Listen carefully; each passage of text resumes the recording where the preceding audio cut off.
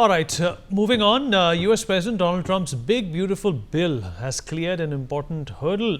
It was passed by the US Senate after a dramatic late night vote, which saw J.D. Vance present to break a potential tie.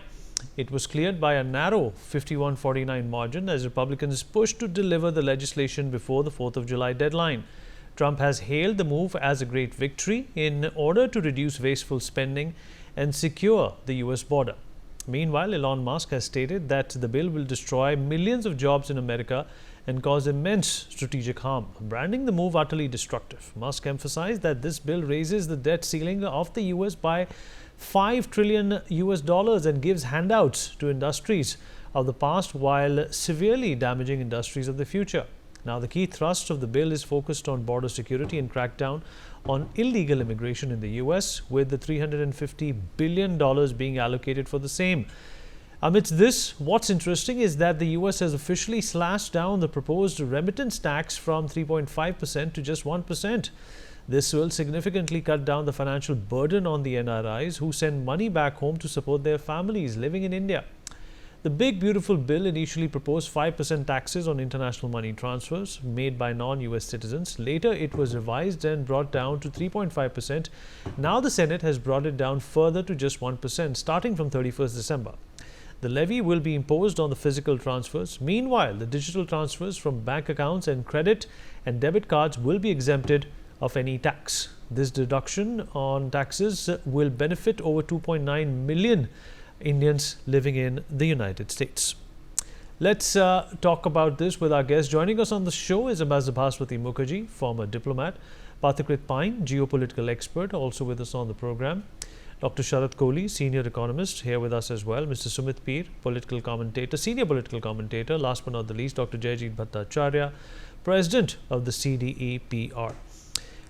Ambassador Mukherjee, I'll begin with you. Well, this is a very ambitious bill that Donald Trump has promulgated, but the fact of the matter is that, his biggest erstwhile supporter, Elon Musk, is of the view that this is going to take the Americans back by a couple of decades. It is not futuristic. It is focused on, a kind of protectionism which the Americans are not known for. Your response, ma'am?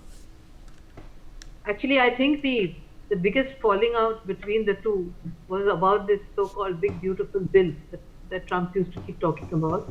And according to Musk, who's a self-made multi-billionaire, he says that this big beautiful bill, so-called, goes against the American spirit of free enterprise, competition, all the things that go into the making of the so-called American dream.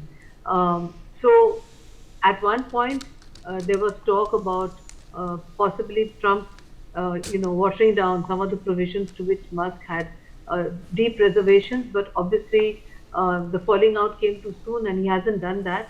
But what is, of course, very interesting is to speculate on what would happen to a Trump-Musk equation in the future, given that Trump had earlier said that he would heavily fund Republicans in the midterms.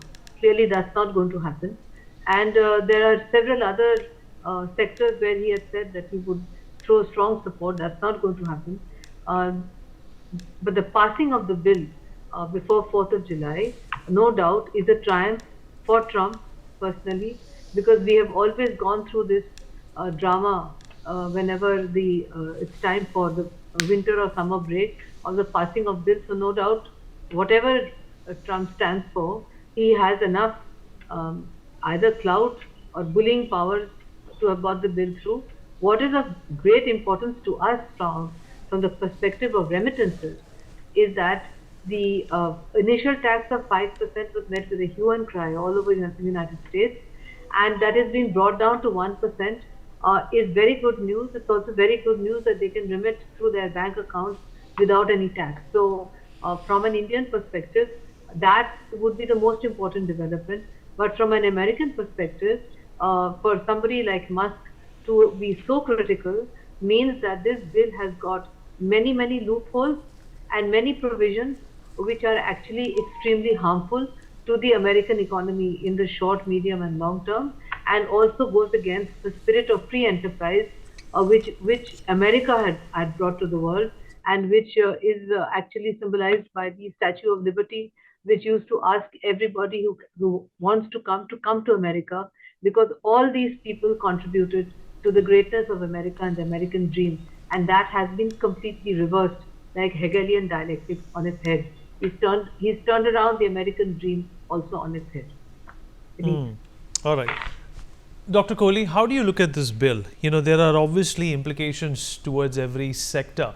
In fact, Elon Musk is peeved because when it comes to, EVs and, electrical energy, there are some things which are in favor, there are some things which are not. Donald Trump is obviously very, very ambitious about reviving Detroit, Michigan as one stop for manufacturing of cars that are exported throughout the world, which used to be a hub back in the days, decades ago, when Mr. Ford was still alive. But definitely now the apple has fallen very far from the tree. They don't get along. But in your assessment, what does this bill mean for the world and the Americans and the Indian diaspora as well? Good evening, Vineet. Good evening to my fellow panelists and the NewsX viewers. I think Musk is looking at the bill from a very, very, I would say, modern perspective. You know, he's a businessman. He's more into technology, so he's looking at it from a technological point of view. Whereas Donald Trump obviously has got his political ambitions.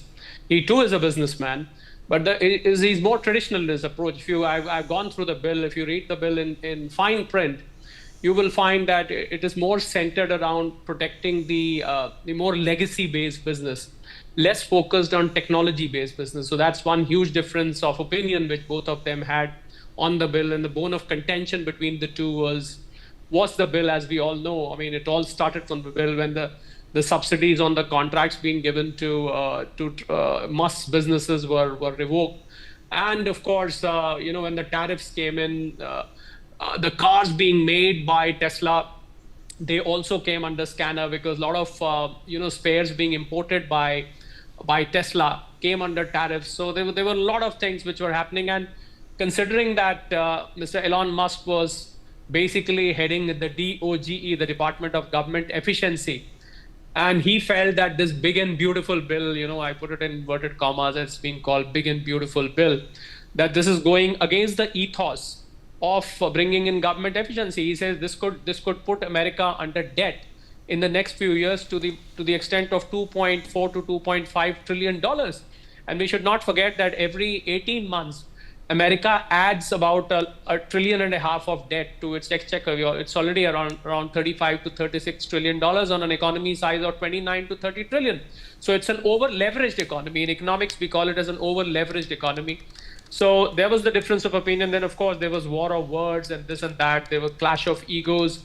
He said, I funded you. I was the one instrumental in making you the president. He said, no, he's a nice man, this and that. I mean, all that exchange of, social media tweets and the on Truth Social went on. And finally, they parted ways.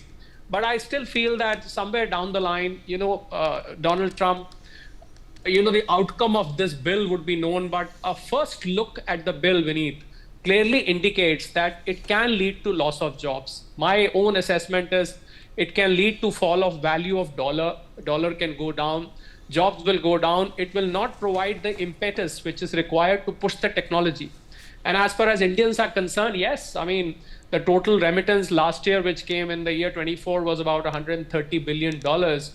Well, out of that, about 30% of remittances came through America. So it would have significantly impacted. But what is important here is that even if it's 1%, it's on physical transfers. So the aim of the bill is to check those illegitimate transfers or cash transfers being made through various channels. If you're doing it electronically, there is no remittance tax. So that needs to be kept in mind. So I don't think the transfers to India would be very significantly impacted. But yes, as far as the discord between the two are concerned, I think both of them have parted ways for the good. They were never meant to be together, actually. They came together. It was a marriage of convenience, I would say. One had money, one had power. They came together. They thought probably they could help each other. But then eventually, things didn't turn out to be the way they want. I think now Elon Musk has decided that he should rather focus on his business instead of getting into politics. All the experts around him They advise the same thing, that please stick to your business, don't get into politics, it's going to harm you. The value of Tesla shares had started falling down. The value of his businesses had started falling down. SpaceX had started losing contracts. So I think their original position was better off. But about President Trump, I would not like to comment too much. The whole world knows about it. Every morning, evening, afternoon, there is a new thing which is coming out of his hat. He says something else, does something else, and thinks of something else. So that's Mr. Donald Trump on your plate. But let's see what happens down the line. We can never comment about the future or what Mr. Trump is going to do. I think Baba Venga or Nostradamus, also cannot foretell what Mr. Donald Trump is going to do tomorrow, Vineet. All right, that's actually a good summary of what Donald Trump is going to do. So with me, there is very big of a probability that everything that Donald Trump has proposed, he's going to propose exactly the opposite of that, perhaps even opposite from this bill in the due course of time. But anyways, your impressions of this bill, and how is this likely to make America great again? Look, Vineet, thank you for having me on your show. It's a very interesting debate and an interesting question. Look, it is important the people who get the mandate there run the country. I mean, if he has the mandate, he has the right to take the decisions for the country. And whenever you do any of the major spendings, let's say we are putting money in an infrastructure project, of course, we will book a loss this year. But in due course of time, you will start getting the money and the loss starts getting amortized slowly. But whenever you do a capex in any form or kind, there's a loss which you have to book in the current financial year. So there's no magic around it. And Elon Musk, with due respect to him, all his companies are, most of them are losing money, and he's the world's richest man because of the valuation. There's not because of profit or loss. If he's so much bothered about profit and loss, he should get his first companies profitable, because they're all losing money, but he's the world's richest man because of a thing called valuation. It's a new rule of the world, and I have nothing against it. But I think President Trump had said that if the bill is not bought in, the things will get expensive by 68%. There's a lot of tax burden which is going to come on Americans. And American economy is based on consumerism. When they spend the money, that generates the money. Whether your debt increasing, with your inflation kind of increasing, with every second you're adding $100,000 to the debt.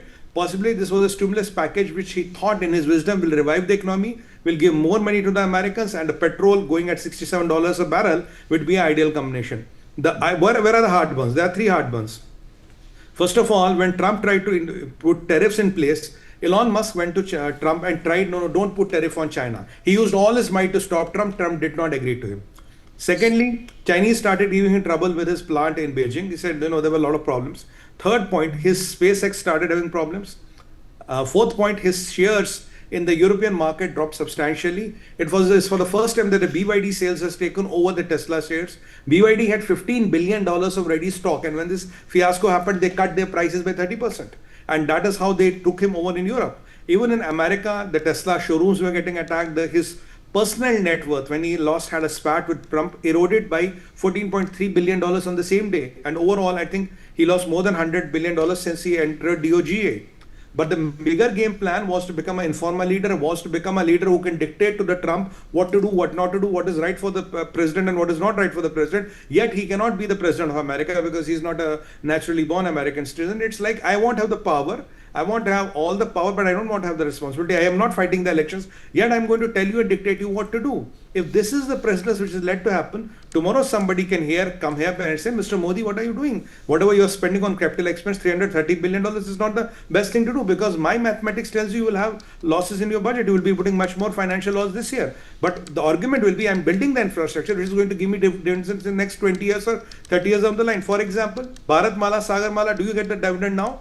Gati Shakti, do you get the dividends now? But you are doing these projects in the long run, seeing the futuristic map of the country, which the political leaders have the right. I don't know where does Musk get the right to comment on the bill. He's a one American citizen, maybe richest man. But does he have veto over the Donald Trump? Is he starting a new presidency? If I'm the richest man of the country or the world, I can rule the prime minister or the president of that country. It's a very dangerous path he is trying to tread, and a very dangerous presidency he is trying to say. He might have 501 reservations against the bill, but that is as an individual.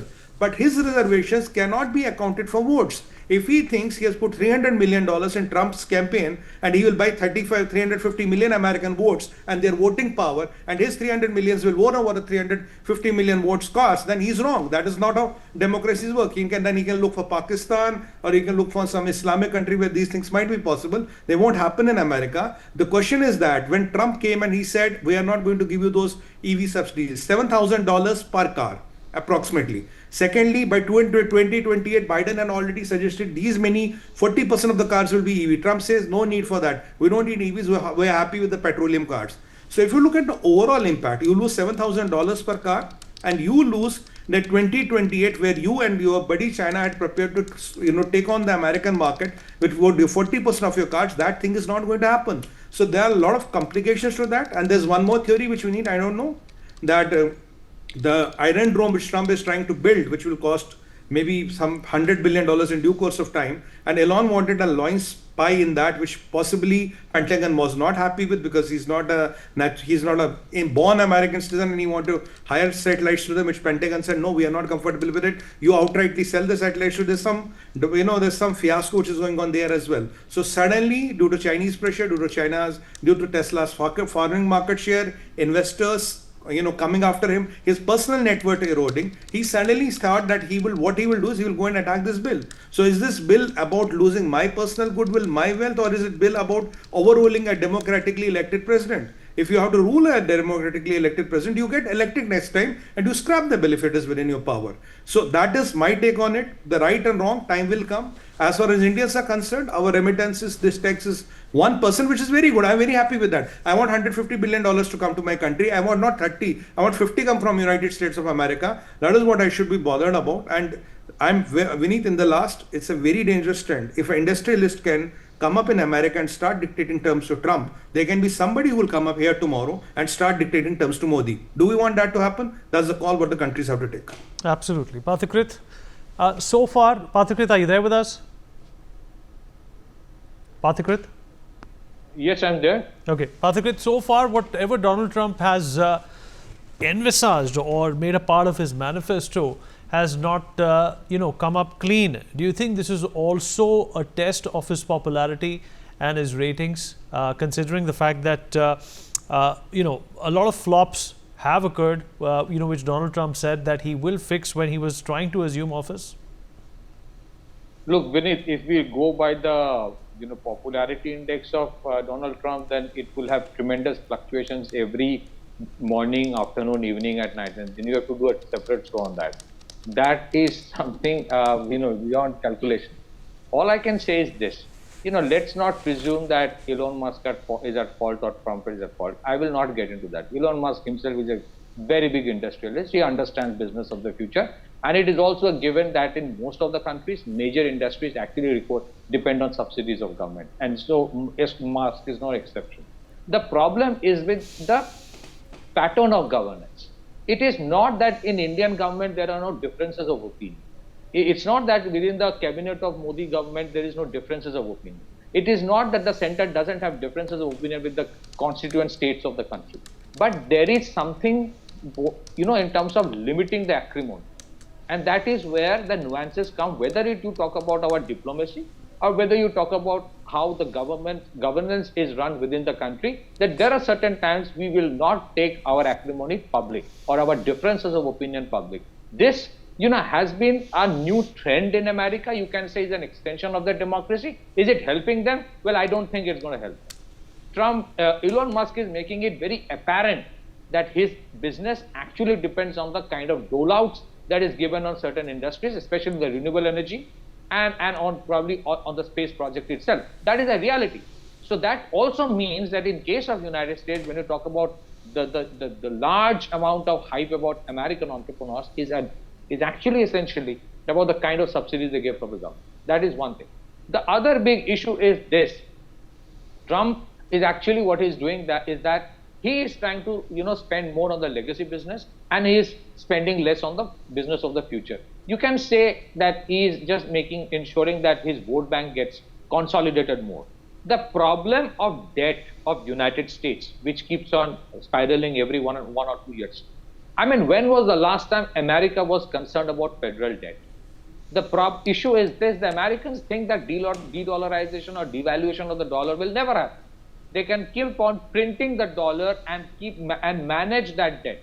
That is why they keep on doing this, and that is why you would see whether it is a Biden or a Trump or somebody else who comes in future would always have a problem, would always feel jittery on blocks like BRICS, because it makes them scared as to what would happen if that trend starts. It may not happen in one. And that essentially what Trump is doing right now would definitely have an impact when it comes to the innovation that is happening in America. That is a reality. But at the same time, you cannot keep on spending on legacy business, restrict immigration, and then have decisions which are completely like going to go up your spending on your traditional expenditures and then expect America to be innovative again. So I think there are a lot of contradictions. The bigger problem is Trump. Yes, he said certain things when he came to the power, that he would cut down on big time spending on many issues, on many sectors. That is certainly not going to happen. And if we say that there is a military industrial complex, that is not the only lobby that is there in the United States. There are other industrial lobby also who want less of tax subsidies on future industries or renewable energy and more on the traditional business, which gives them more money. For example, you would see renewed focus on defense, more focus on defense. Imagine this: why is it that Trump wants European Union or NATO to spend 5% of their GDP into defense? Now, European Union combined GDP is $20 trillion.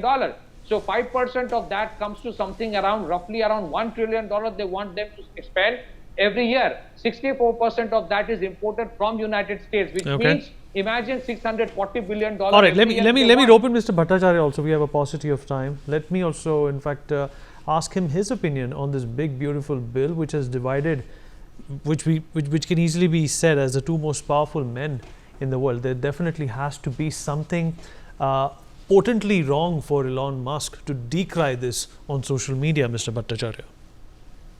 You rightly use the word divided, because it's not just divided between Elon Musk and Trump, but it has also divided the Republicans. There were 3 Republicans who actually voted against the bill, and that's quite a big thing. So the point that Elon Musk was saying is that there hasn't been enough time given to even look at the bill and to analyze the bill.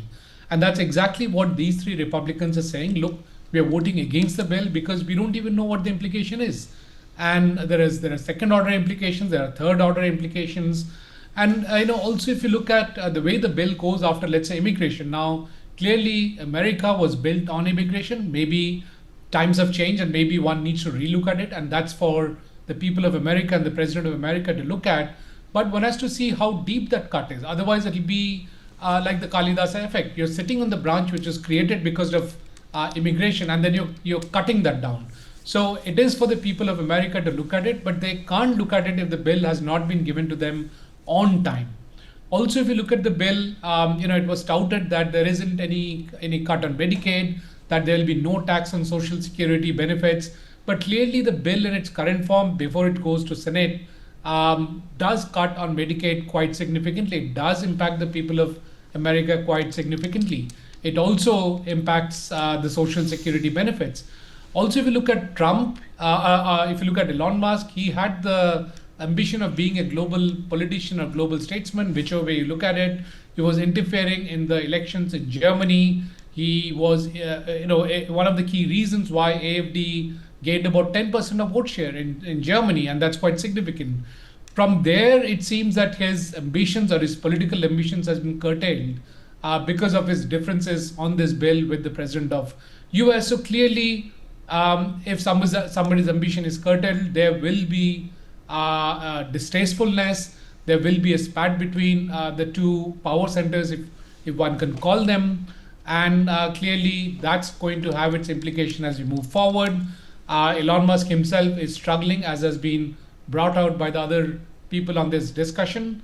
And so is President Trump, because he has not been able to fulfill any of the promises that he had mentioned when he was getting elected. So both are challenged. Both seem to be divided on how to see their views on this bill. and it probably does not bode well All for right. America, but it's a strong, resilient country. All right, it is a resilient country, but it's not been able to get out of a number of ghosts that it's created for itself. But we've run out of time. Appreciate everybody who joined us on this program and lent their opinion. We take a short break now. Be right back.